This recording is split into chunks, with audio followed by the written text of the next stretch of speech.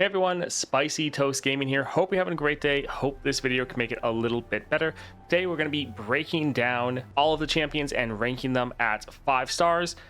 Now for this tier list, we are considering that the champions are at 5 stars. They're at level 30. They have all relics available to them. And they also have all their bonus nodes other than any that are locked behind the 6-star or gemstones, and that they also don't have the gemstones or obviously the 6-star. Now, I don't have all the champions at 5 stars, so really relying on chat for some of these, but I think this is a pretty good representation of the general power of the different champions. Now, we're also ranking these champions similar to our last tier list, just based on each other, and we're also working to keep all of the tiers balanced. So obviously some champs are going to be higher or lower on the tier list. Just because they're low on the tier list doesn't mean they are bad. It just means we think that they are generally weaker than the champions above them. All these champions are very good. You can clear all the content in the game with any of these champions. You'll generally have an easier time with those at the top of the tier list. I hope you enjoy it. If you do, a like and subscribe is greatly appreciated, and let's get into it. Look here at Atrox. Also, we're going to be considering that the champions for their constellations, other than the gemstones and the 6-star, that they have all of their upgrades. So everything other than the 6-star and gemstone upgrades is how we're going to be factoring the champions. So let's take a look at Atrox's powers. We have his normal 3 stars, 4-star just giving us extra stats, mana flow, which is nice, especially with Atrox. You are all about you're kind of a mana based champion because you're all about cost reduction. So ramping up faster is very helpful for you. Now for your bonus stars, you get 8 regen. That's really, really nice. Support champs of Iceborne Gauntlet. That's okay. World Ender having Chalice of Harmony twice. Very big, lets you level way faster. Equipment you acquire in adventures have Phage, so you get even more stats. And then each Darkened follower has an item. So I think Atrox is solid. I think a lot of the upgrades you get are pretty good. But last time, if we take a look at Atrox, he ended up being down in the D tier. I think a lot of other champions are still going to outshine him. What do you think? Maybe start him off in like C tier? Yeah, I'm kind of feeling let's maybe start him here, and he's going to be very subject to being moved around by a lot of the other champions, because while he is good, has a lot of solid upgrades, he doesn't really shine as being crazy powerful. Definitely very solid, but a lot of the other constellations, you're just like, man, this is crazy. So I feel like C would be pretty good to start off. All right, let's go ahead and move on to Ahri. And yeah, we're going to be trying to go through these fairly quickly. So let's take a look at Ahri now. All right, so for her constellation, she gets Hold It, which actually does feel a lot better than you'd really think when you first see it. It's just a very solid power. Helps you speed, like you're already a very fast champion, and now you also don't have to deal with often the enemy units for the first round. Pretty good. Mana flow.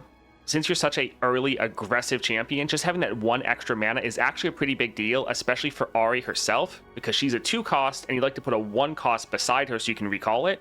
So having 3 mana baseline means you can play her, a 1 cost, and then be able to attack and start your recalls going. Your 2 upgrades here are good. For bonus stars, extra rerolls are nice.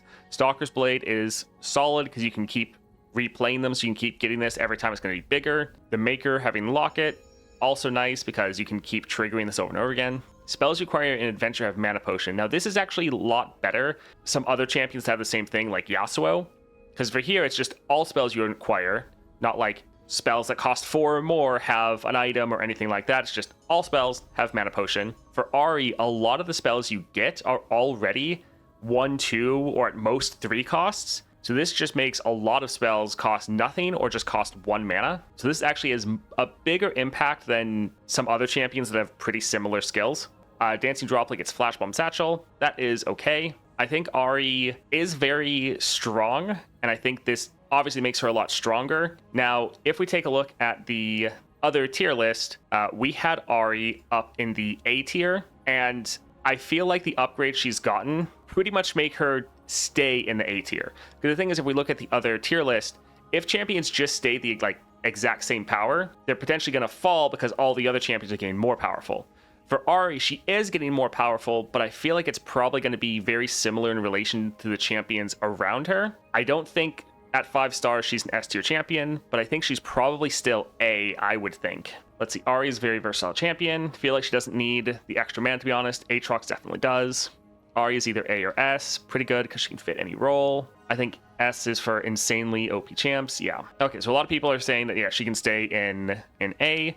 Very good, but not enough to keep her or push her into S. But yeah, very solid champion. With 3 mana, you can play Ahri and then Dancing Droplet. Yes, which is nice. All right, let's then move on. We have Ashe up next. Let's take a look at her. For her, we have the Treacherous Terrain, which she already, like that, she had that last time for the last tier list, which, yes, it is great. She gets the extra mana flow. That's nice. She can be a little bit slow of a champion, so getting the extra mana is solid. For bonus stars, reroll in gold. It's okay. Support champs have Stalker's Blade.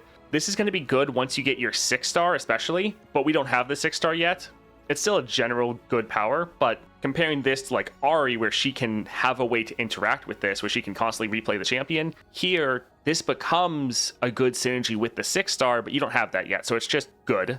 Enraged Yeti gets Philosopher's Stone and Great Club. It's fine. Baseline, I think you only have one way to generate this. You can pick up other ways to generate the Enraged Yeti, but in your deck, you only have one card that can generate this, so it's not bad, but it's not like, oh wow, this is a really good upgrade.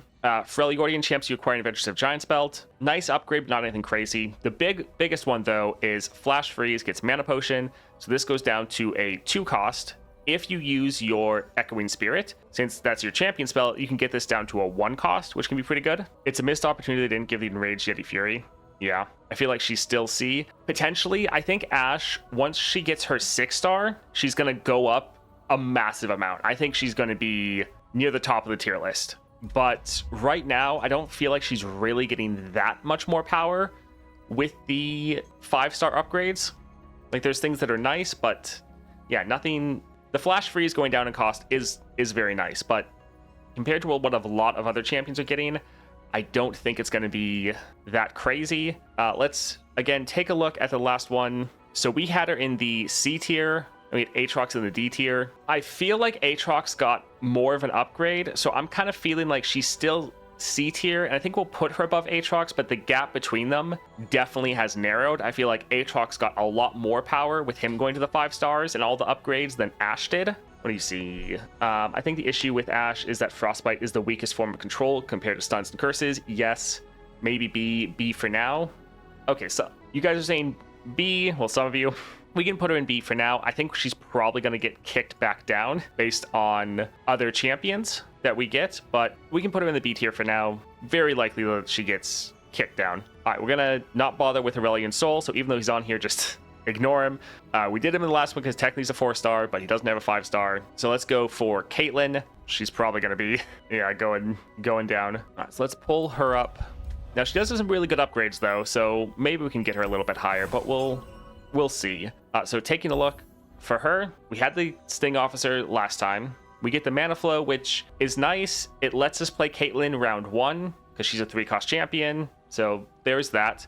She does have some very big bonus stars, though. So like your support champions have the Sheriff of Piltover. That's massive. And this is a summon effect. So you can trigger and get like this to go off like 4 times in a match, which is very good. If you don't know what this does, it puts a Flash Bomb trap on every single card in the enemy deck. Since you can trigger this multiple times, you can just fill literally the entire enemy deck with multiple flash bombs in every card. House Swamp getting Shadow Totem, pretty nice because when this is summoned, you get extra flash bomb traps. When this attacks, you get more flash bomb traps, good for a blocker, so that's really nice. Followers you acquire adventures have Flash Bomb Satchel, very broad, giving you more flash bombs.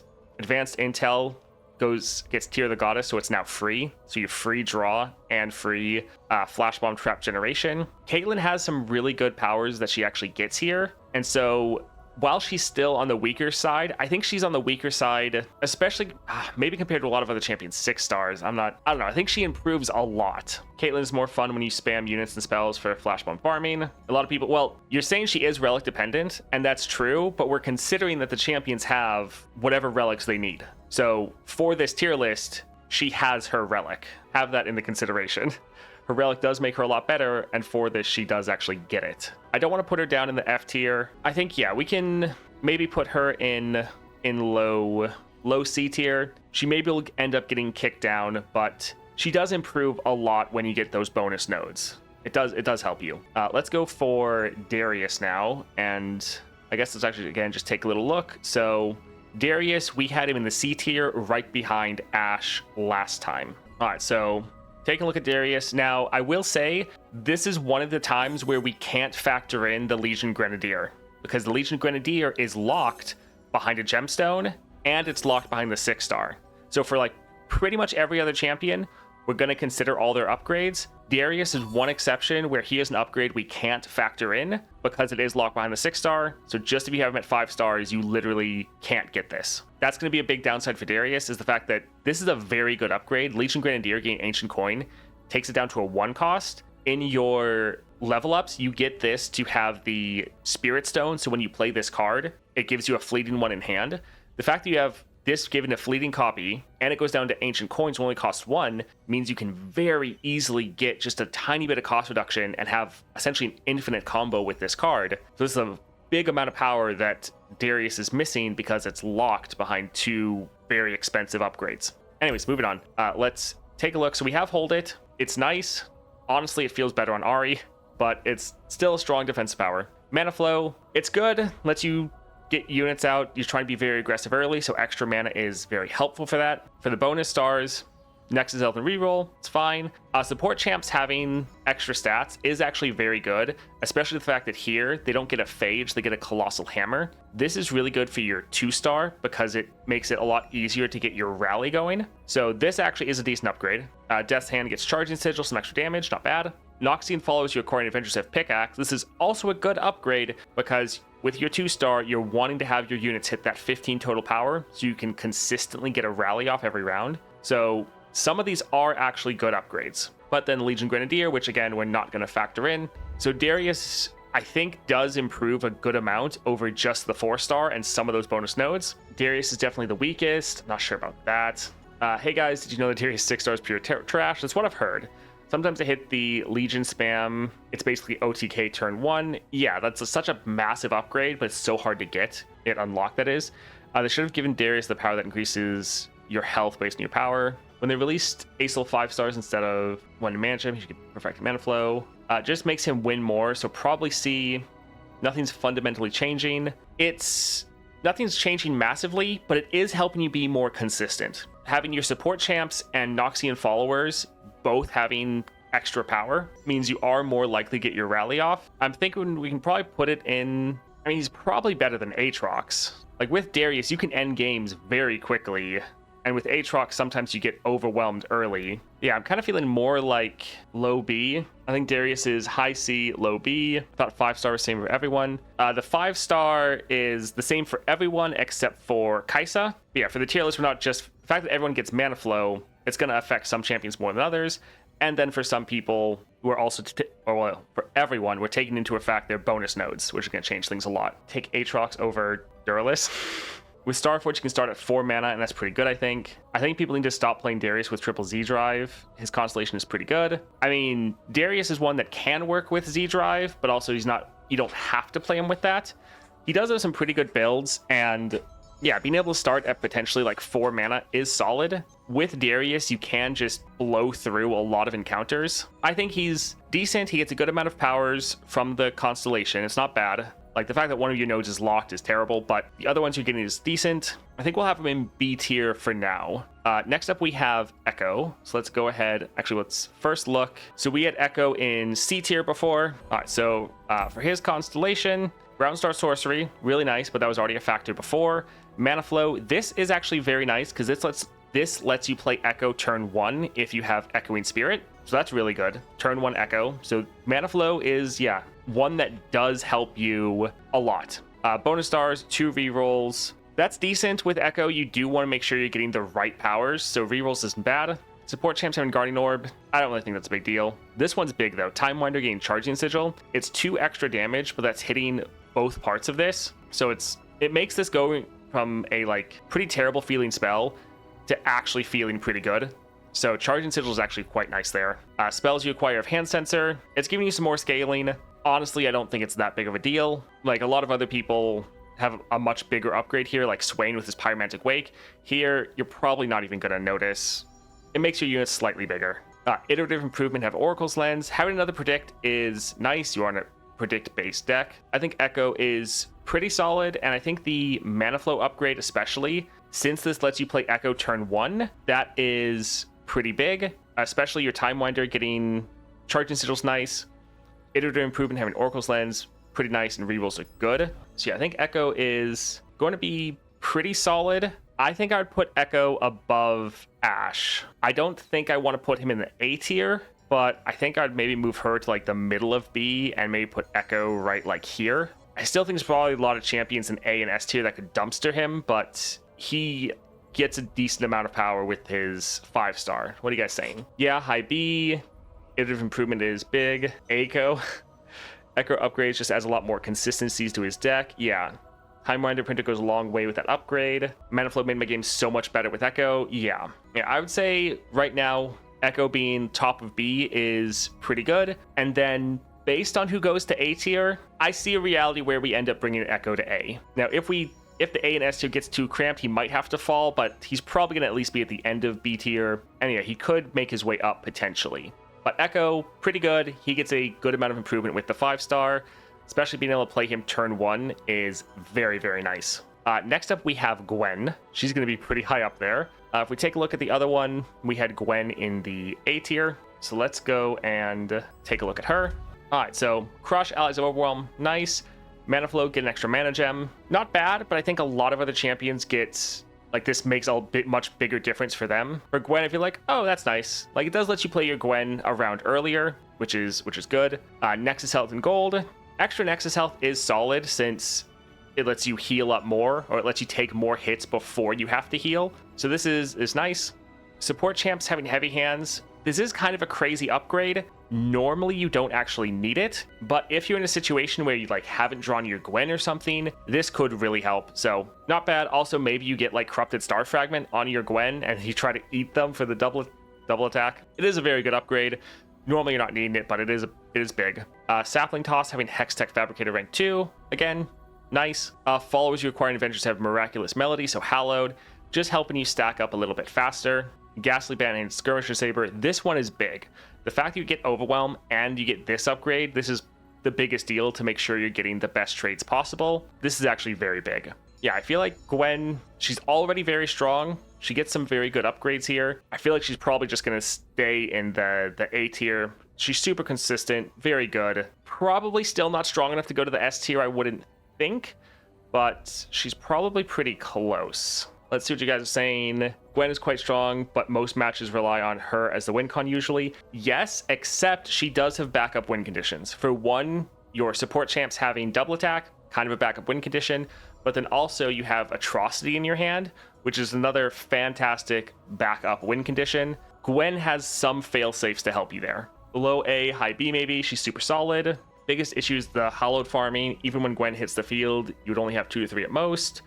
Low A, high B for me. I think then, yeah, for right now, let's put her at low A, and then see how she moves around based on the other people. All right, next up, we have Heimerdinger. He's probably going to be pretty high in this list. A lot higher than he was last time, I think.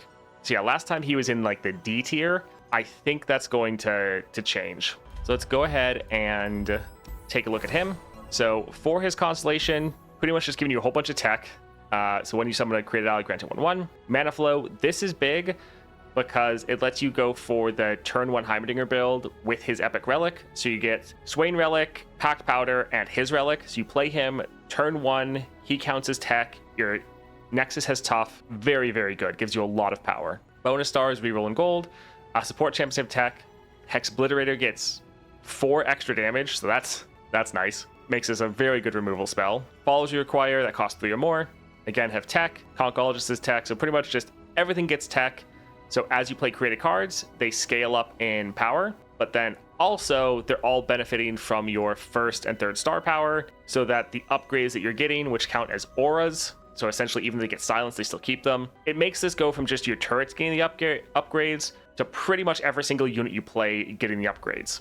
And the fact that you can play Heimer with his Relic turn 1, I think is very, very good. Heimer can play turn 1 with Plunder Relic, your tech basically, Donger for B, I think. I feel like he might be approaching A. Yeah, I would say Heimerdinger is high B, maybe low A. I think he is a lot better, especially considering your upgrades are now hitting all of your units. He's going to count for his upgrades. You're playing him turn 1. You have really good survivability. The fact you're draining 5 at the start of the game.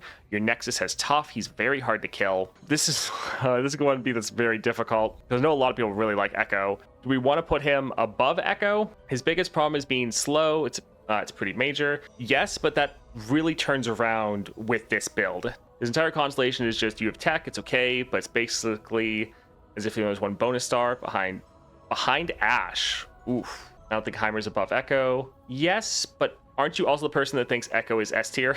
And then Heroic, aren't you one of the people that also thinks Ashe is S tier? Below Ekko, I think. Not everyone have that build to play Tournament Heimer. Yes, you're right, but we're trying to factor in that the champions have their best builds available to them. All right, so based on kind of the consensus from chat, looks like we will put Heimer below Ekko, but I think in the B tier is solid. And yeah, I think he's right around this range. I think for some people he's going to be low A, but yeah, I think the B tier is pretty solid for him with the 5-star. And yeah, his constellation, while it's really simple, just giving all your units tech, that is kind of a big deal. You're playing a lot of created cards that's increasing all of their power by 1 from the augment, but then also they're getting your upgrades, which is pretty crazy scaling. I think he's near Gwen. Heimer's pretty unstoppable with his build. Yeah, Heimer is pretty great. All these champions up here are really, really good. Yeah, I think this range is probably going to be pretty divisive for people, but I think we'll leave Heimer there for now. Let's move on to Jace. So many P and Z champs. Let's look at the other tier list. We had Jace in the C tier right behind Ekko. All right, so let's go ahead and take a look. So game start, some 2 gearheads. Game start, get an extra mana gem. This is actually going to be pretty good for Jace because you're trying to play your 6 cost spells. That's what your whole build is built around. And so getting an extra mana gem means you can play those just more consistently. This also means that if you need to pass turn 1, turn 2, you're already dropping 6 cost spells. So mana flow, a little bit more important for him than some other champions. For bonus stars, reroll and regen, it's fine. Support champs have Iceborne Gauntlet. Again, it's a fine upgrade. Here, Forge Worker has Phage. This is actually a lot better than like the upgrade for Ashe with the Yeti, because you have multiple ways of making Forge Workers. So the fact that they all get the extra 2/2 in stats is pretty nice. Spells you acquire in adventures that cost 6 or more have Elixir of Sorcery. This one is big because your star powers are based on playing 6 cost spells. This makes those effects go off twice. This is a pretty massive upgrade.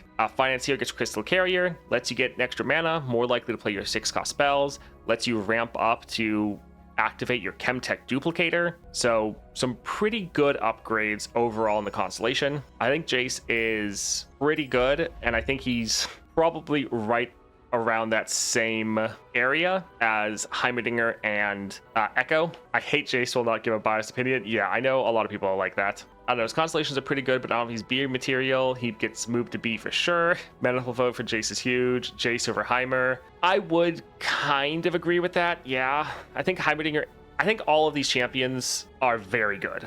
I think these 3 P and Z are all, I think this is very much going to come down to your personal opinion, your order of these 3. I think some people think Ekko is going to be the best, some think Jace will be the best, and same with Heimerdinger. So these 3, in my opinion, are all pretty much like tied for the top of B. I think higher than Ekko since you can play 6 cost turn 2. Mana flow, duplicate spells, Crystal Carrier. We may need to move everyone down here to make space. Possibly. Yeah, I do kind of like. Last time I let chat talk me into putting Ekko higher just because Jace didn't have his effect of getting double spells. I think Jace, for the 5-star and the bonus nodes, gets more bonus power than Ekko does. But Ekko also gets a good amount from the mana flow. We moved a couple champions down to free up some space because other champions are going to already push them down. Next, we have Jinx, which is not going to be shocking for anyone. So for Jinx, she was in the S tier before. She's probably going to go there again. Let's go ahead and take a look at her constellation, though. All right, so sorcery, really nice. Mana flow, solid. For the bonus stars, reroll and gold. Support champs have focusing crystal. The big ones, though, Pow is charging sigil, so you get 2 extra damage from it. So this is dealing 5 damage baseline now. You're normally going to make a whole bunch of Pows because you're going to go for Jinx discarding your hand to make Pows. So getting extra damage right here, very, very good. And then damaging spells you acquire in Adventure have, again, 2 extra damage. Really good. These are the 2 main ones you're really going to be using. And then we also have 200 gold. Some of the upgrades are fine, but you're normally not really going to notice. Like support champions having focusing crystal, you're rarely playing your support champion, so it's honestly not going to matter. The extra mana flow, normally for Jinx, you have enough mana with the sorcery that you honestly don't even really need the mana flow. So while of course it's nice to have, you're not getting as much benefit of this as many other champions. That being said, Jinx is still pretty crazy. Although I will say, without having your 6-star, some of these upgrades are not as good as other champions. I still think she's probably going to be an S tier champion, but I think she's probably going to be lower on the S tier than she was previously. Because I think some other champions are getting more benefits. Like for her, she got a big spike in power from the 4-star. But with the 5-star and your bonus nodes, it's not as big of a leap as some other champions are getting. So I'm leaning towards her still being S tier, but probably low S tier. What are you guys saying? We need some S tier champs. S, S, S, low S. Don't even notice the extra mana. Yeah, I think let's put her here for now. S tier, but probably going to have other champions that are potentially stronger than her in the S tier. Next up, we have Kaisa. Kaisa should improve a lot over the last tier list. Kaisa we had at the very bottom, which is kind of sad, but let's go take a look at her in game now. So for Kaisa, you get a lot of upgrades. For one, you get the only special 5-star. So +2 starting mana, and then allies with 3 or more positive keywords have 2/2. Now allies with 6 or more positive keywords have 4/4. This is really big. You're literally getting more power from your 5th star than anyone else in the game. Literally the only one that has a 5-star that's not just mana flow. So you're getting the extra mana, but then also you're getting more scaling on your units. And this also makes effects like your 4-star now actually be more meaningful. As far as some bonus stars, Nexus Health Reroll. Support champs have Hunter's Machete. Decent keyword, a keyword you can then steal and put on your Kaisa, and just is going to give them more scaling because it's another keyword. Elder gets Speed Wraps. So this unit is already getting, I forget if Evolve counts as a keyword. I don't know if Evolve counts for Evolve, but you get Spell Shield, you're going to get Fury, and you're going to get Speed Wraps. So this gets 3 keywords other than Evolve, just baseline. So that's really good. Balls you acquire have Bright Staff, so both stats as well as more keywords. And then your second skin gets Hand Sensor. Now, Kaisa does give a massive amount of power from her 6-star, which obviously we don't have yet. But as far as upgrading to your 5-star and getting your bonus nodes, she gets a lot more power than many other champions. So while she still is going to be in probably the bottom half of champions for the tier list, I don't think she's definitely the bottom anymore. Yeah, I think a lot of these upgrades, like, you're just getting a bunch of more keywords. Quick Attack, Spirit, Scout. You're going to be able to trigger your Evolve a lot easier. You're going to get a lot more stats. Now, let's see what you guys are saying. Hey, look, we agree. Oh, wow, Kaisa at the bottom. Kaisa Redemption Arc, Epic Kaisa Comeback. Should probably go up a few spots, definitely. Evolve don't count. Okay, that's what Evolve counts for the 2 and 5-star. Okay, that's good. Kaisa's definitely better, but it's still difficult to get 6+ keywords on everything but Kaisa herself. Oh, the 6+ keywords, that's not going to trigger on most of your units. That's definitely true. But you can still get that to happen, especially on Kaisa. Kaisa can be played turn 1 or 2, D, C, low B without her 6-star, hard to proc the 5-star on her units. Yes, I think this is setting her up for the 6-star to skyrocket her to like A or low B, but she's not there yet. She's improved. She's probably still in like the D tier. We could put her, well, what do you guys think? Do you like her better than Caitlyn? Take Kaisa over Ashe. For me, she's low B without her 6-star. Better than Caitlyn for sure. Are you guys liking her better than Atrox and Darius? Probably mid B. On the other hand, Kaisa is one of the champs that benefits the most from getting the forced mana with gauntlets. Yes, bring Kate down to D so she's a friend together. I feel like Atrox, Darius, and her all sit together. Better than Atrox for sure. He's still bugged. I thought they fixed at least the most important bug. I think we'll move Caitlyn down, sadly. Okay, so I think I'll put Kaisa here. That looks more of how chat's saying. For me, honestly, it's been a little bit since I've played 5-star Kaisa because I've just had the 6-star for a while now. Yeah, with you can go for a Starforge build, so you can start at like 4 mana, which is pretty big. So you can play her like turn 1 or 2. Caitlyn is now Datelyn. Aatrox still has the phage bug. Oh, I thought they fixed that. All right, so I think we'll put Kaisa there for now. That seems like most people are happy with that. Let's move on to Lilia. Caitlyn gonna end at the bottom, isn't she? She might, which is sad. So Lilia, I think she was, in the S or A tier. She was the bottom of A, below Ari. Let's go take a look at her in game. All right, so Overwhelm, Mana Flow, Mana flow is nice. She is a 3-cost champion, so this does let us play her round 1. So there is that. As far as bonus stars, Nexus Health and Gold, nice. Support champs have Stalker's Blade. You can trigger this a bunch of times because you can resummon your units with your sleep. Again, good synergy there. Dreamlight has double time, makes it actually playable sometimes. Followers you acquire that cost 4 or more have Pickaxe. I feel like quite often you don't really want followers that cost 4 or more, so this one I feel like isn't the greatest for you.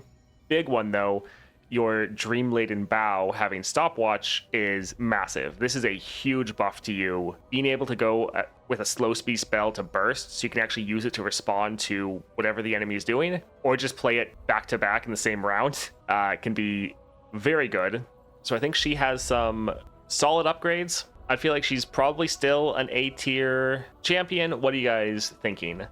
Still high A, low S. I don't think I want to put her in S. For Bow Burst alone, she's S. Turn 1 Lilia spamming. I'd put her in A above Ahri. A for sure. No S, definitely A. All right, I think let's put her in the top of A tier. I think Ahri with her S tier is probably gonna once again beat her out.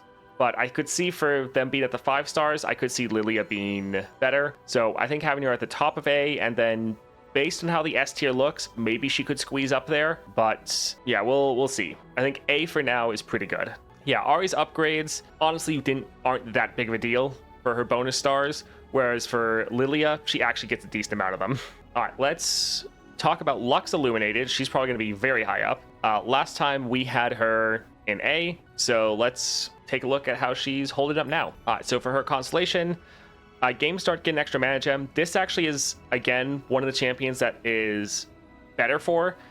For one, Lux, I forget, she a 2-cost or a 3-cost? No, she's a 3-cost.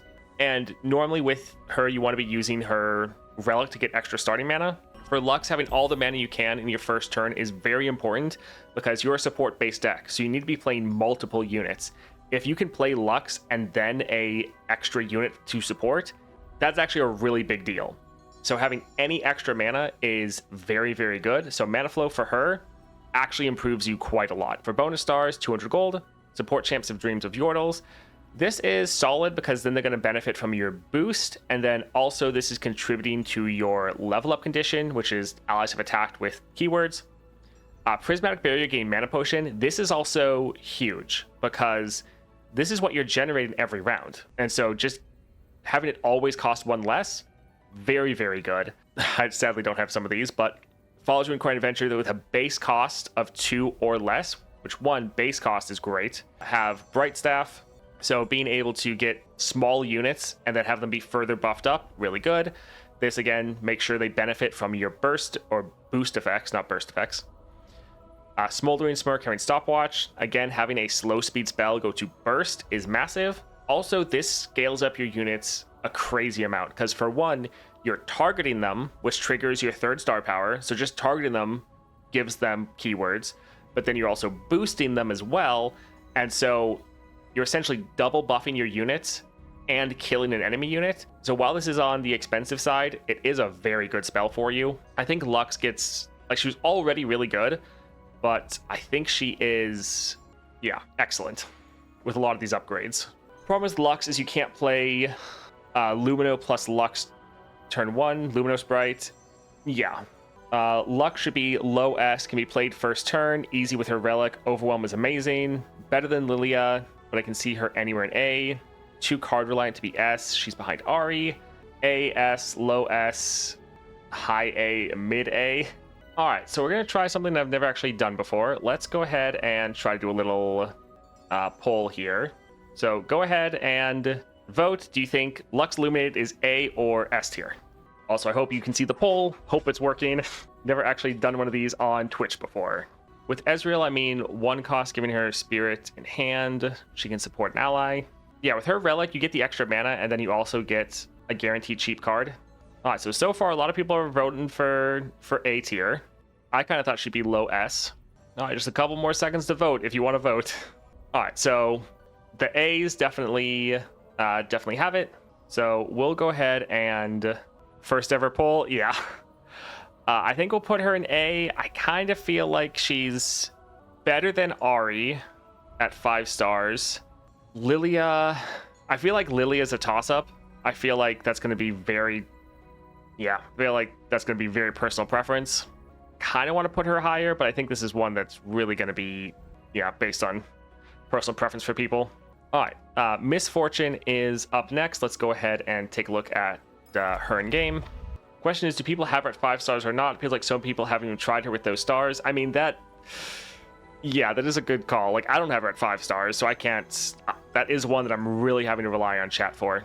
All right, so we have our yips now. We have mana flow, so gain extra mana gem. Really nice for Misfortune. You can play your turn 1 baseline, but also you're a very early game aggressive deck, so any extra mana to get out units is excellent. As far as bonus stars, reroll and gold, fine. Support champs having Hunter's Machete. This is okay. The one issue is I feel like you always roll with your support champion just ending up with this twice, which is super annoying. But you get scouts, you can get an extra attack in. That is solid, especially with your 2nd star, because when allies attack, draw a unit. So essentially, it also gives you more draw. Make It Rain has Charging Sigil. Pretty nice. This also helps your champion spell, because that's Make It Rain. Falls requiring adventure that costs 2 or less have studded leather. Again, focusing on getting the smallest units possible and then make them really big. Big one though, Powder Monkey has Skirmishing Saber. So you always get a Challenger Ephemeral unit every single round, which is bigger because of your 4th star, your yips. I think Misfortune is very good with a lot of these upgrades. I think her 6 star makes her way better. So I think the difference between her at 5 stars and 6 stars is going to be massive. But still really nice, especially getting that Challenger and Charging Sigil, both pretty good. I think Misfortune should be around B. Unfortunately, she needs her 6 star to become massive. Stars don't get around her inconsistencies for Lux. She's C tier. I think you're now talking about Misfortune. Do we want to put Misfortune above Kaisa? What are you guys thinking? B, I think. Yips do make her much better. I mean, Yips and the Challenger is pretty massive. Above Kaisa, yes. Can't say about Ashe. How does that look to people? Make It Rain, damage upgrade is honestly probably the best one. I mean, it is quite good. All right, most people seem happy with that there. Granted, a lot of these are probably going to get pushed down. Next up, we have Morana. She's probably going to go back in the S tier. Last time we did have her in S. And also Misfortune, I think we forgot to look. We had her down in the F tier. Pretty rough. But Morana was up in the S tier. Let's go ahead and look at her in game. She's actually probably going to be like the top of S tier. Looking at her constellation, so you get Spell Slinger. All spells cost 1 less. You had that last time, but still. Game start, get an extra mana gem. Very nice. Lets you play Misfortune turn 1 if you want with different builds. Also, since you are a little bit of a slower champion, or a lot bit of a slower champion, getting the extra mana to speed you up, really nice. As far as the bonus stars, Nexus Health and Gold. Extra Nexus Health is always good for any of the sustain champs, because it just gives you more wiggle room before you can start healing up, so you have a better time surviving, especially for Morana, since your lifesteal is tied to her. This lets you take more hits before you get her going, and then she can start healing you up. So the extra Nexus Health is actually pretty nice for giving you more flexibility. Support champs have Focusing Crystal. You do play a lot of spells.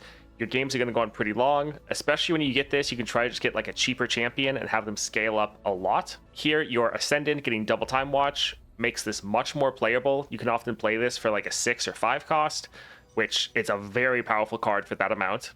Spells you acquire of Hand Sensor. Honestly, I think this is probably your worst upgrade. I think you're really not going to notice this very often. Would have loved to see like Mana Potion or something else. I think this one's kind of, not great. Anyway, Startled Stomper gets Bonded Bucklers. This is nice since this has Overwhelm. You can then have this support another unit, give that unit Overwhelm, and try to help you end a little bit faster. Granted, normally the enemy is all going to be locked up, so they're not going to be able to block anyways. Still, though, it is actually decently nice. So you get some pretty good upgrades, and then just having the cost reduction from your Spell Slinger, and then extra mana from Mana Flow, both of those feel very good together. So if we take a look at her, S, high S for sure. She's above Jinx. Honestly, S, Morgana is so close to Jinx. Mid S, 3rd place, doesn't really need 5-star to win anything. She's just less slow. So we'll put her in the top for now. There's probably going to be 1 or 2 champs that make her go down a little bit, but we'll put her here for now. But yeah, she's very good. I don't think there's really needed to be much discussion with her. Let's move on and talk about Nico. Now, last time we had her at the top of D tier. So let's go see how she's shaping up. Oh, no, that's wrong. That's the wrong furry. No, we went past it. I really wish they had a filter or something. Oh, she's up here at one of the upgradable ones. New hint on Twitter. Okay, we'll look at that after this. All right, so we are able to get mana flow, which is nice, especially with our cost reduction. This does help us be a lot more, well, it just helps our early aggression, helps us get more units out, flood our board more, and try to level up our Nico even faster, which then can give us some pretty good scaling. So mana flow is nice, definitely. As far as bonus stars, reroll and gold, I mean, always good to have. Support champ having Dragon's Tooth. This means that they're going to have a subtype, so they're not going to count as a shapeshifter. So that's good. That being said, normally Dragon's Tooth or Fury isn't that difficult to get because you already have some other units that have it. So it's normally not giving you a new subtype that you would probably struggle to get, but it's nice. Bonehide Triatail getting Skirmish and Saber. This is your big overwhelm unit, so it is nice that this has it. Obviously feels a lot worse than like Misfortune with all of her ephemeral, her monkeys having the Skirmish and Saber. Still though, you get what they were going for. It works out decently well.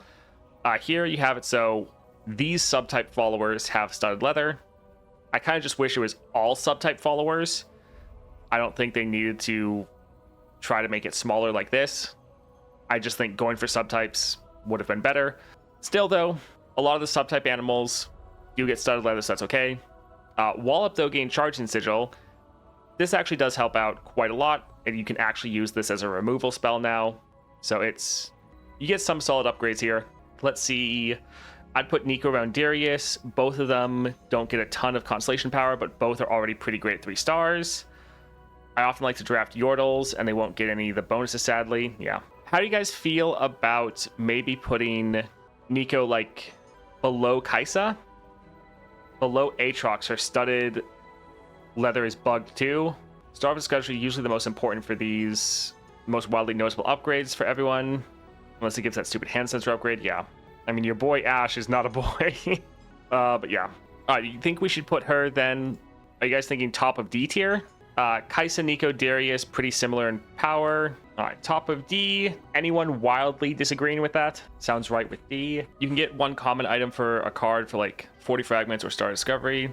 Usually gives all followers you find an item, etc. Yeah, some of her stars of discovery aren't the best. All right, I think we'll put her there for now. Seems like most people are okay with that. All right, let's keep going with the tier list. Probably later they're going to release the champion art. So when that happens, we'll again go ahead and take a look at it. But we just did Nico. So next up we have Nora.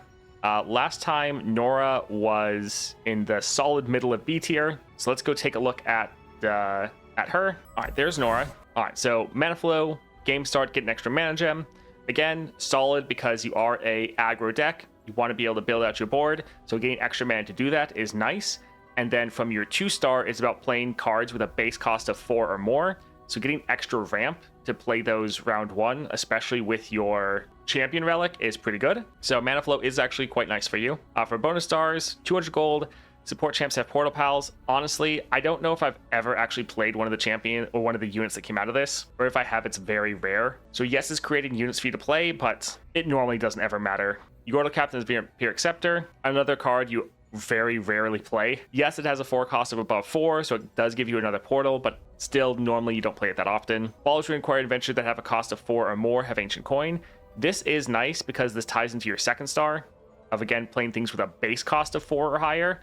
So lets you play some more expensive units. Cosmic Binding has Charging Sigil. This one actually is nice because it makes you Cosmic Binding not useless anymore. But a lot of these upgrades are fine. Quite often, some of these aren't even really going to have an impact on your games, to be honest. Nora still has some really good power, but I think when she was at like, compared to 3-star champions, she was like A or S tier. But I feel like with the Constellation, so many other people just get better upgrades than she does, and so she just slowly falls behind. I think maybe you like put her in the B tier again.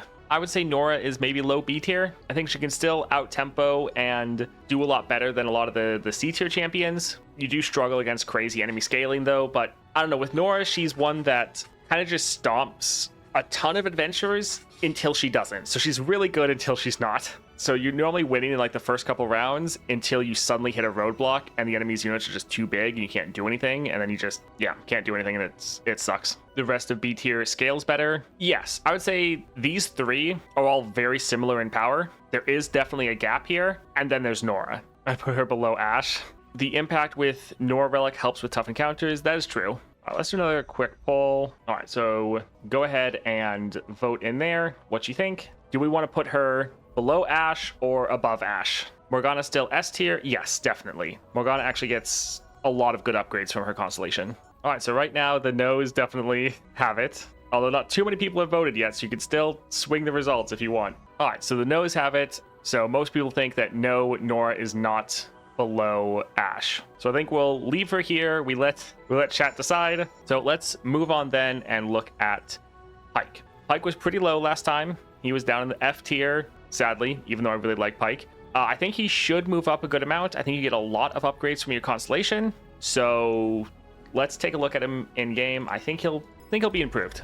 All right, so taking a look at his Constellation, you're going to get a lot of consistency here. So yeah, you have your allies everywhere that cost 3 or less, however, Lurk doesn't have Lurk. Game start, get a extra mana gem. Really nice since Pike is so expensive. So being able to play him earlier or play like your 1 and 2 drop, like you have some really good cards. The mana flow does actually feel really good on Pike. Bonus stars, extra gold. Support champs have Mariner's Ruse, so 1/1 Lurk, I'm a Lurker. Your Under Titan gets Quick Strike Blades, you get another free attack.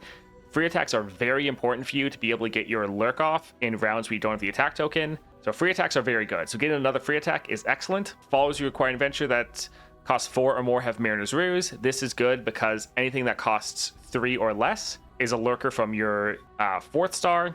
And then anything that costs 4 or more then gets the 1/1 in Mariner's Ruse. So again, pretty much anything you're acquiring is getting the Lurk. Snapjaw Swarm gets Locket. Very nice. You can play this free attack and then you know it's going to survive. You get a lot of very nice upgrades from your Constellation. Makes you much more consistent. So I think Pike is going to go up a lot in power, I would say. I haven't played Pike in a while, so I can't really say anything for this one. For me, I think I would put Pike above Nora, above the C tier champions, and probably below these here. I like him a lot. I think he's very good. He has really good scaling. And then also remember, Pike has his board wipe effect. And then you're getting a lot of scaling from your Lurk, and your Lurk is way more consistent now. Pretty much everything you have lurks other than spells and landmarks, which you're normally not drafting for, even if you get the 6-star. So I would say Pike fits in pretty well here. What are you guys thinking? No one's too opinionated on Pike, apparently. That is surprising. All right, we'll leave him there for now then. Behind Ashe, of course. You think everyone's behind Ashe.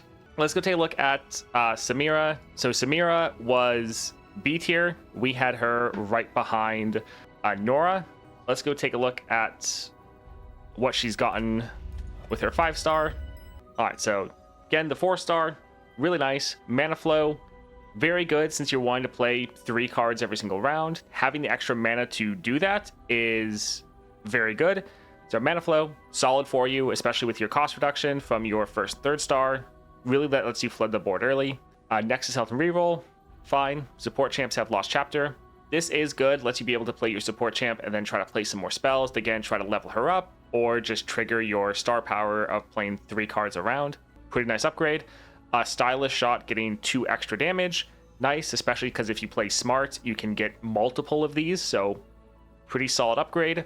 Spells with 4 or more cost that you require in adventures have Forbidden Idol. This one is actually pretty fun because you can get a 4-cost spell that then goes down to a 1-cost with the Forbidden Idol. It's fun. It's giving you more plunder synergy, which you have, but this is just giving you more of it, which is quite nice. So I think this is a fun one. Flare has Ardent Censer. I will say quite often, this doesn't always matter, but sometimes you get some really good cards like rallies and things like that normally would be, like a 4-cost spell you can play for 1 mana. And then Flare has Ardent Sensor, but the better version. Like this is giving you 3/3 instead of like the 1/1. You can generate this with Samira. I think she gets some pretty good upgrades here. Also, I haven't actually been able to play her with Mana Flow because I only have it 4 stars, but I feel like it should help a lot. I think she gets a lot of solid power. Does the 5-star only include the extra mana? We're considering for this tier list that your 5-star, you have your 5-star in all of your upgrades other than Gemstone and 6-star, unless one of your upgrades is locked behind Gemstones and your 6-star. So pretty much that's just Darius, I think. Top of B or A? Top of B question mark? Yeah, I don't know if I want to put her at the top of B. Bottom of B then? I could see her pushing down Nora. I think she's going to have better scaling and power than Nora would, and also just better finishing potential. Maybe above Nora. Okay, then let's move some of these down to make room. I think we will put Nora at the top of C, and let's maybe put Samira right there. Higher than Pike. Yeah, I prefer Pike, but I can go with Chad on this one. I'll yeah, put her above Pike. All right, next up we have Swain. He's probably going in the S tier. Yep, we had him at the bottom of S. Let's go ahead and take a look at him in game. All right, so you get your mana flow. This is really good for Swain because you can then play him turn 1. And so that alone is giving you a massive amount of power. Like his best build, you can drop him turn 1, nuke the board, level him. Yeah, the 5-star is actually crazy, now that I think about it. So that's going to help you out a lot more than most of the champions. Next, Stealth and Gold, fine. Support champs having Focus and Crystal, fine. Honestly, not even going to matter. You normally don't play your support champ. Fire Spitter has Nomad's Medallion. This is big, because you can drop your Swain on turn 1, and then you can drop this turn 2, and it just does so much damage. This is actually a pretty big upgrade. It takes this card from being like often unplayable because it's just too expensive to a card you're playing all the time, especially when you have 5 stars. So this is actually massive. Spells you acquire have Pyromantic Wake. Huge, one of the biggest upgrades in the entire game for anyone. Pirouette has Yordle Portal. Actually matters more than I would suspect, because often with Manifest, you're just like, whatever, you're just going to get normally a garbage card. Quite often, you can actually get a decent card with your Pirouette. Now, still, sometimes you'll roll something that doesn't matter, but this has actually helped out a lot in the past, so this actually isn't bad. I think, yeah, Swain, he was already good, but I think with your 5-star and your bonus nodes, he's going to be like the top of S tier. Above Morgana's second play in S tier. I mean, yeah, well, he's in the top of S tier for now. He might get pushed down by some other champions, possibly Viego, but he's very, very good. All right, let's move on and talk about Talia. Also, let's go ahead and look at where Talia was. Bottom of B. Bottom of B is where we had her last time with the 4-star. Let's go look at what she gets and where she's going to end up. All right, so your 4-star, very nice. The 5-star, though, extra mana feels really good on Talia. And you can also go for Starforged on her, so you can then get 4 starting mana. You can then play a landmark for free and get that mana back. Extra mana on Talia always feels very good. Nexus Health and Reroll, solid. Support champs have Stud Leather, Phage, or Titan's Axe. Not bad. Grumpy Rock Bear has Phage. This is really big, because this is one of your kind of most important cards that you're often trying to generate multiple of. So getting extra 2/2 as far as stats, very good. Landmarks you acquire in the Adventure of Mana Potion, pretty nice. And then Shape Stone, so your main combat trick has Elixir of Sorcery, so this goes off twice. So you're just massively buffing your unit. I mean, all of Talia's upgrades are good. Like, I wouldn't say any of them are really, like, crazy. It's not like a Pyromantic Wake Swain level, but they're all good. There's none of these that are, like... I mean, the one that matters the least would be the Star of Discovery, because maybe you don't get a lot of other landmarks in your adventure. In general, though, I'd say all of these are very solid. So looking at our list, I would say she's better than the C tier champions. I don't think I'd go as far as putting her in A, but she would, I mean, like, maybe we could shove Pike down and put her there. I'd put her below Jace and above Heimer. B then with the Landmark Relic. I don't know if I'd put her above the P and Z champs. Do you guys think she's better than Samira? Should we put her in front of Samira or in front of Pike? Heimer's still too RNG for me. I mean, he's pretty consistent at 5 stars. Better than Samira. All right, I'm going to drop these champions to the bottom of F. We might move them around, although looking at the champions we have left, that isn't likely. And then we'll move... Honestly, I think I'm going to open up the C tier. So we might move some of these back up. We're just trying to open space right now. We might push these back up. But I think we'll drop Pike down here. Actually, well, yeah. Pike will be going down 1, and we'll put Lilia here at the bottom of B. Actually, wait. People are also saying better than Samira, so I guess we'll put it like here. And then, yeah, some of these might come back up. But we have some really good champions left. So, next up we have Vayne. Vayne is going to be absolutely incredible. Taking a look at her constellation, or not her constellation, where she was ranked last time, we had her in C above Ekko. So still a solid placement, because a lot of these are very good champions.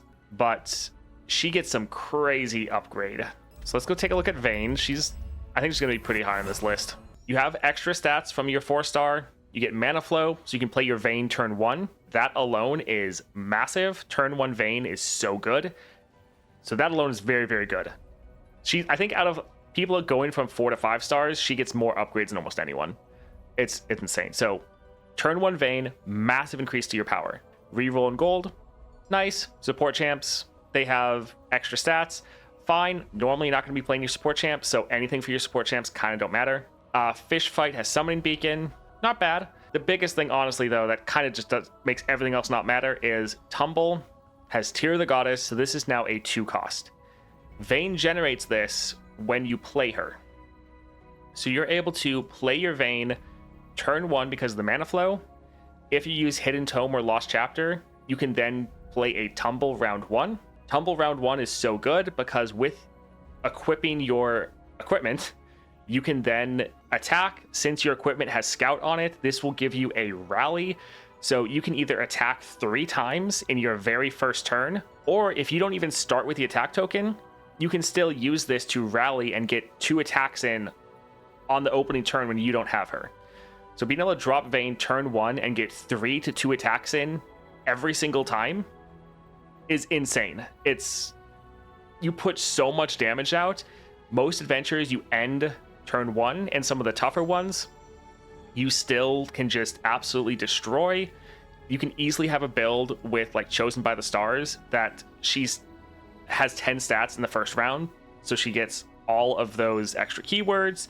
You can give her That's Foil, so with all of these attacks she's never taking any damage, so you can have insane removal with her. 5-star Vayne is really, really good. I think she is excellent. Now, you do have the one issue that you are very champ reliant, and you can get shut down if anything attacks your Vayne. Like if they use Frostbites or anything on her, she is susceptible to being shut down. But she is really, really good. So I would put her like in the A tier. I think she is incredible with your 5 stars and the upgrades you get. She is amazing. Hello, Fee. Solid A tier now. Vayne's nuts. Decent. You still need to roll an equipment on turn 1. You don't have the... And Spatula, still high though. Above Ariad, I'd say. Realm of Gorman Lux. Okay, so we might put her in the top of A tier. You always get attack token at above 4-star adventures, so no issue. Yeah, so normally you're attacking 3 times in the very first round, and that's just giving you so much damage. All right, so we'll put Vayne there. Let's take a look at Vex. Looking at her last time, we had her at the top of B tier. So let's go. All right, so you have your Explosive Finale. Very, very good.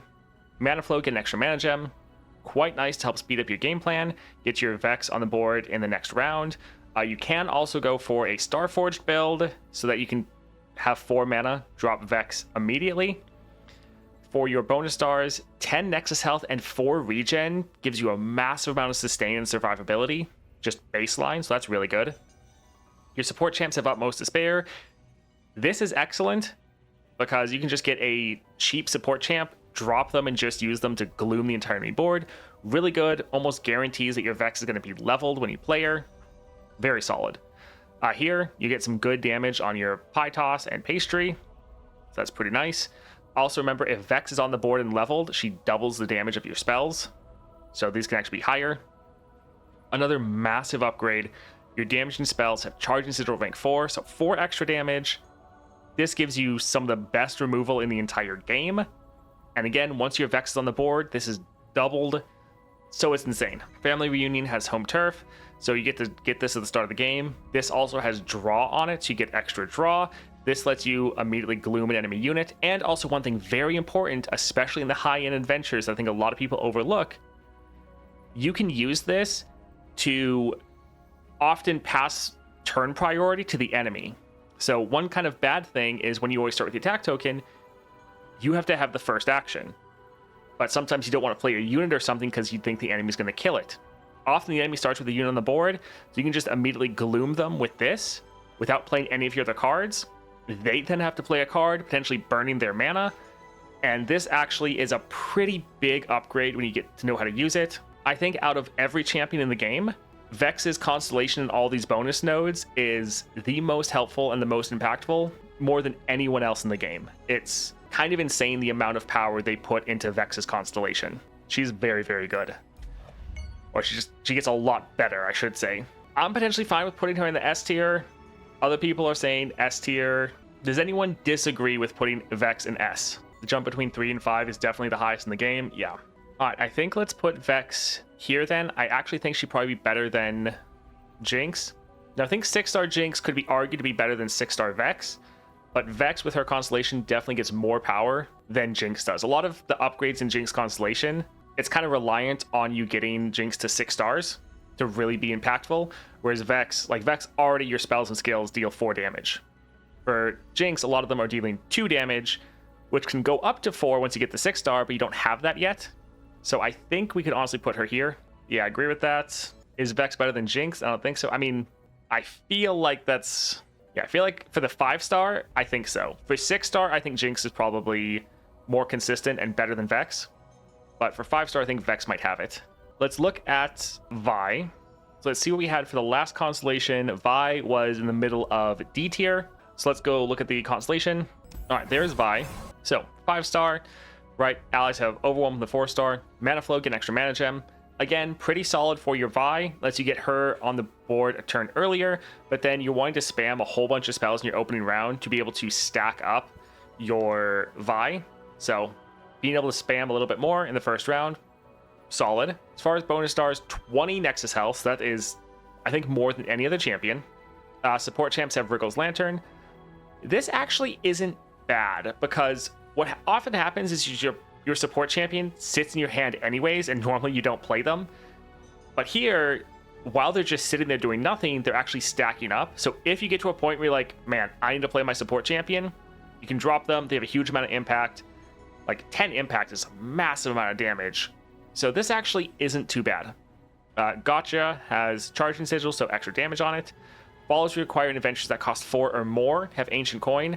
Kind of don't like how it's like, oh, you already have to get someone more expensive.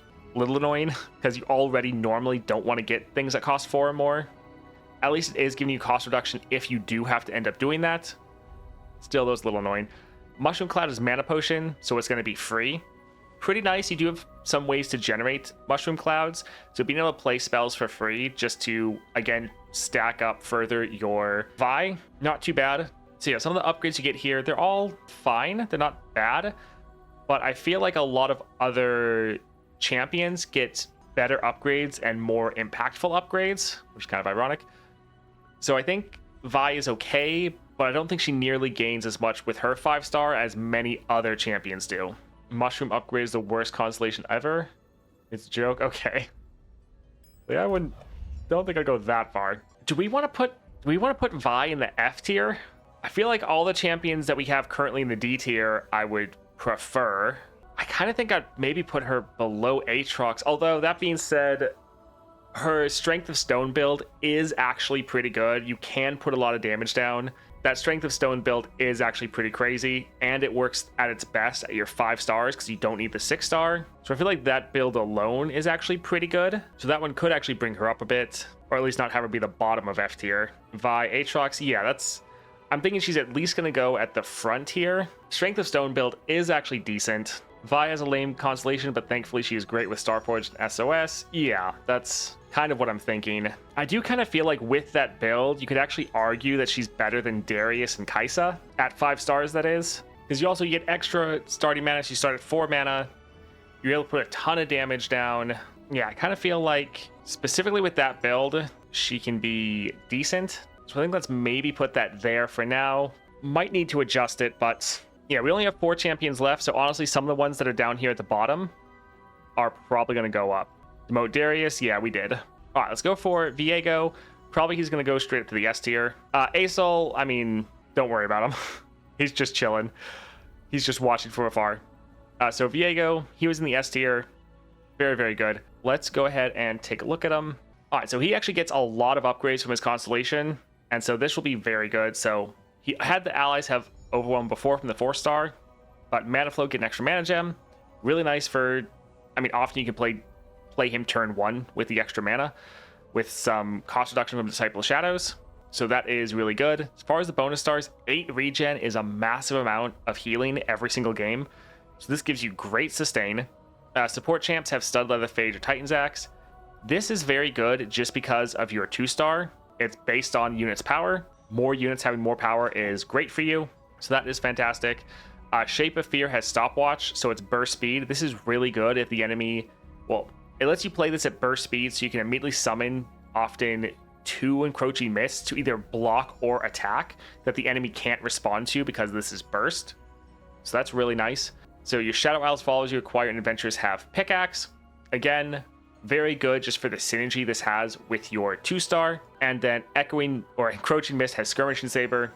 Very good just to make sure you can just have all of your ephemerals grab everyone for you and you don't have to risk any of your actual units. All very solid upgrades. Yeah, his 6-star is great, but even at 4 stars, especially at 5 stars with the different upgrades, Viego is one of, if not honestly, like the best champ in the game for just general adventures, like whatever you're taking him into. He's just so good. Crush Mana Flow is enough. Yeah, Viego Constellation, easy S in every aspect. Yeah, I wish we had more copies of Shape of Fear. I never draw the dang thing. Yeah. All right, this is probably going to be the most divisive. I don't know. Let's see. All right, so we're going to do a poll. Go ahead and vote in that. I know this is one that a lot of people have an opinion on, so we'll see what chat says. Go ahead and vote if you think Swain or Viego is better, or Viego better than Swain. All right, right now, definitely the majority is going for Swain being better. So we'll go with what the majority is saying. So we'll go ahead and put Viego there, S tier, behind Swain. All right, so next up we have Volibear, and let's go take a look at Volibear. I think we had him pretty low down in the D tier, so that's a little rough. Vex being so high is surprising.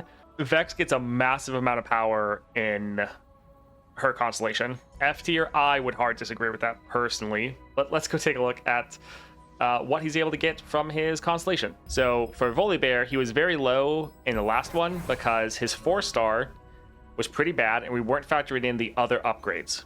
For one, getting the extra mana, that alone is very good for your Volibear. You're about playing these giant units, being able to play more mana so you can ramp up faster. Very nice. So Mana Flow, great. 10 Nexus Health, 4 regen, great survivability, makes you one of the tankiest champions in the game. Your support champs having extra stats. This is very good just for trying to... Also, I don't know why this one's backwards compared to many of the others. Normally it's Stud Leather Phage Axe. Anyways, your support champs having extra stats. Good for trying to get your support champ to be Titanic. So this is pretty nice. Valhyr's Prophet having Shadow Totem. This is great because the sigil it generates is a summon effect. So when you play this, you get 2 units, which can give you 2 cost reduction for your Volibear with Disciple of Shadows. But it also gives you extra cost reduction because of the sigils. So this is a very nice upgrade. Follows you acquiring adventures that cost 6 or more, have Hardy Rations and Chain Vest, making them very difficult to kill. Because they're already going to be a big unit because they're 6 or more cost. But then they're getting regen and tough. So very strong units. Your Tribliss also gets Hardy Rations, so it also is going to be pretty hard to kill. So you have some pretty big blockers that you're able to defend yourself with.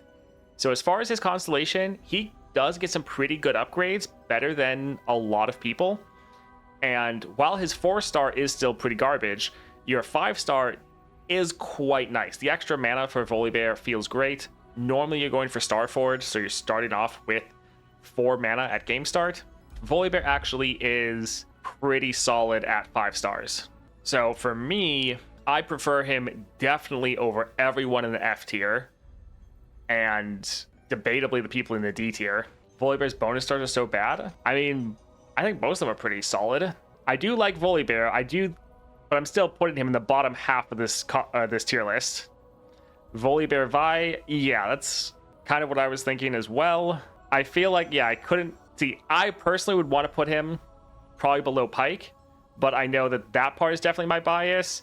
I think he would probably go like in this general area. I'm not gonna put him behind Darius, I don't think. I think Misfortune is probably better. I think Ashe is gonna be better in harder content. I think putting him like here, so he's above Vi, above the ones in the F tier. While he actually gets some good upgrades from the Constellation, he still kind of doesn't have a 4th star. It doesn't do that much. While I like him a lot, he is definitely still one of the bottom tier champions, sadly. All right, next up we have Yasuo. All right, let's go take a look at Yasuo. Last time we had him at the top of A tier. Let's go look at his upgrades. There we go. All right, Constellation. So mana flow, quite nice, because with your extra starting mana, especially with some of the relics you can get, you can just play Yasuo turn 1. So turn 1 Yasuo is pretty nice because he's your main win condition. Having him on the board means you're getting all these strikes off with his stuns and whatnot. So turn 1 Yasuo is good. Next is Health and Gold, solid. Support champs having Everfrost, quite a nice little bonus, especially if you can try to get like a cheap champion, play them just for the stun effect. This is definitely nice to have. Will of Ione having Mage's Handbook is fine. Normally you're going to be playing like especially Yasuo's champion spell to stun enemies, so you can normally get a little bit of cost reduction for this. This is often one that you're having sit in your hand until like you really need to play it. So the extra cost reduction is okay. Spells requiring adventure have Mana Potion. This is also fine. I definitely like this better on Ahri. I think it's stronger there, because with Yasuo I don't find you often taking as many spells. With Ahri you're often looking for a fast speed friendly recall. So this is solid, but I like it better on Ahri. This one is actually pretty big though. Your Blade Twirler, which is one of your best cards. This also has Overwhelm on it from your champion levels. This getting the Warding Charms or Spell Shield, so it has that extra protection, is quite nice. So yeah, you have solid upgrades here. Everything is, yeah, decent. Nothing is necessarily bad. Some of them aren't that big of a deal, but all solid upgrades. And he is overall a very strong champion. Going to be up at the top. Blade Twirler is the actual champ. Yasuo isn't necessarily taking more spells, but if you find his stun spell, you can grab it to reduce that too. Yeah, it can be pretty nice, but you don't take spells as often, which is why it feels better on Ahri, because Ahri, you're normally benefiting from that power every single adventure. Yasuo quite often kind of not bothering. Where are you guys thinking he should go? I feel like he's probably better than everyone in A tier. And yeah, I feel like he could debatably be better than Jinx. All right, so we're going to start a quick poll. Let people vote, and let's see what people think. Who do you think is better? Who deserves that spot in the S tier? Yasuo or Jinx? And this is obviously at 5 stars, because the 5-star tier list. So let's see what people think. Don't know if he goes in S, could be the top of A. Yeah, I think that is... He could be top of A, or he could be... he could swap out Jinx potentially. And again, this is just at the 5 stars. Realistically, it depends on the adventure. That is true. I would agree with that. Wow. Oh, it's 50-50. That's hilarious. All right, well, chat is equally split on whether Yasuo or Jinx is better. Oh, that is funny. I would think at 6 stars, I would probably give it to Jinx. But I think at 5 stars, there's a lot more adventures that Yasuo... I feel at 5 stars, Yasuo is probably better than 5-star Jinx. So yeah, I think at 5 stars, I think Yasuo has it. I think at both 4 and probably 6 stars, Jinx probably has it. But I didn't vote in the poll, so I'll be the deciding vote. I think I'll go ahead and put Yasuo above. So I think let's move a whole bunch of these down. I think we'll put Jinx at the top of A. And I think we'll put Yasuo right there. Because I think in a lot of adventures, a lot of weekly nightmares, Yasuo is just going to be a better pick in the majority of them over Jinx. Swain over Viego. That one was very much chat. I did a poll, asked, I think I would put Viego above Swain, but chat overwhelmingly decided to go for Swain. So that's why Swain is up top. All right, one champion left. I think we've been able to get through this pretty good. I think our last tier list was like 3.5 hours. That was fun to edit down. All right, Yuumi, let's see where we had Yuumi last time. We had Yuumi in B tier. Man, Vex was so much lower then. Makes sense, though. All right, let's go ahead and see what we think of Yuumi at the moment. She's probably going to be pretty high. All right, 5-star Yuumi. I always want to go for relics. I don't know why. All right, so yeah, your 4-star, fantastic. When you target an ally with barrier, or give it barrier this round. Now, you had that in the last tier list, but still very good. But Mana Flow, Game Start, get an extra mana gem. This is great. It lets you play Yuumi turn 1. Normally, you could do that before, but you'd have to take Disciple of Shadows. You still can take that, so you have more mana to play with, but you don't necessarily have to take that, so this can open up a spot for you. Or if you just didn't have that relic, you could play her anyways. Yeah, turn 1 Yuumi, very nice. Next is Health and Gold, solid. Support champs have bonded bucklers. This can be quite nice because then you can play your support champion, attach Yuumi to them, so then they have all of Yuumi's keywords as well, and then you can support another unit so that they get just a ton of keywords. This is pretty strong. Normally when I play Yuumi, it's not really come into play, to be honest, but the synergy is there. It can be very good for you. Your Tiny Shield, Tiny Spear, and Gem all have Fabricator. So these are all of these spells you're able to generate from your units to get some more targeting going. So the fact you can generate these, very nice. Especially like Gem, you can generate this. You can get a lot of other effects to also generate gems. So this is pretty solid. Follows you requiring Avengers have Warmogs, so they get the regen. 1-cost Poros have an additional item, and your 1-cost Poros, you're starting the game with them, and then you can generate more Poros throughout the course of your adventure. So them having additional items is nice. Does supporting count as faded? No, I don't believe so. And then, yeah, that's the last of them. Some pretty solid upgrades for Yuumi, and then your 4 and 5 stars are very nice. So what are you guys thinking for Yuumi? I think she's gonna be near the top. I don't think I would want to put her in A. B tier, yeah, B tier sounds better. Do we want to put her above the P and Z champs? Top of B? I mean, kind of don't think she's better than Gwen or behind Gwen. I would say maybe behind Gwen. I'd say Yuumi could be maybe above the P and Z champs, not above Ekko. All right, let's put her there. I think let's at least have her be above Lilia, I would say. She's actually less champ reliant with her constellation. That's true. Like, she still is. I would still say she's champ reliant, but less champ reliant, I would agree with. Yeah, I feel like all of these actually have the potential to high roll a lot better. Yuumi is consistently good, but a lot of these are consistently good and then can get crazy with just a little bit of high rolls, where I feel like Yuumi is often a little bit more just kind of the same. So I think maybe put Yuumi in the, actually maybe the bottom of B, because like for me, Gwen is fantastic, and like all three of these are pretty much tied in power in my opinion. I think they're all very close together. I think let's maybe put Yuumi here, and then let's actually, I think, pull everybody up. So we could put Nora like here, Ashe comes back up here, maybe do something like that. Ace in D tier because he makes the game boring. All right, what do you guys think of that tier list? Obviously there's going to be some personal bias where you have a specific champion you really like that is wanting to put higher, but in general, how do you guys think that looks for you? Looks good. Yeah, we're pretty much just ignoring Acel. Like, could delete it, but I kind of like this tier list, don't want to delete things and then forget to add them. All right, I think we'll roughly go like this. A lot of champions could move slightly based on your own personal preference, but I think in general at 5 stars, this is roughly where champions can be.